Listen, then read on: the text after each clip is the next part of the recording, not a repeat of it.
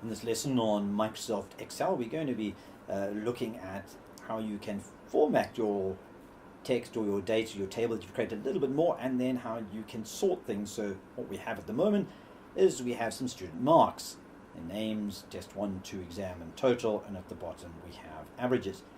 Now, while you can choose anything, for example, you can choose a row and you can change it. So for example, we can say, well, we want that row and we want to pick a specific color for that row, and it'll change it all to that color.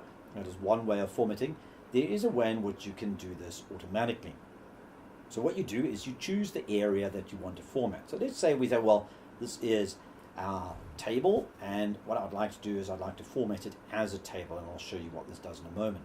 Now it's going to ask you a question. The data for your table is in the range A1 down to E10, and my table has headers. What it's asking is the first row actually not the data but the headers, in which case it is. Choose OK, and that's quite nice. It's created a nice formatted table. Now if you notice at the top there are these little arrows, and you can click on any of them and it produces a little drop down that allows you to sort.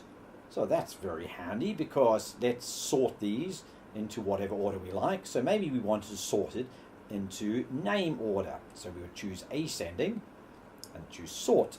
But oh no, something's gone wrong. What's gone wrong is average has been included in our sort, which is not what we want. Obviously A comes first in the alphabet, but because we made it part of the special table, it thinks it is a data row. Not to fear, we just back up a little bit and remove that formatting, and let's do it again. So we're going to highlight just the actual data area, including the header row. We're going to say format it as a table. Yes, it is from A1 to E8, and my table has headers, and we'll choose OK. Right, same thing's happened, but now this average row is not included in that table. So now when we come to sort, I can say I want to sort into order of name, and there we have it. Fred, John, Kiara, Lungili, Mary, Sue, and Tabo.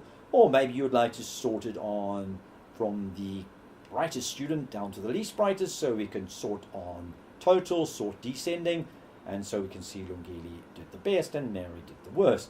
So very powerful and nice thing that you can do is the ability to sort.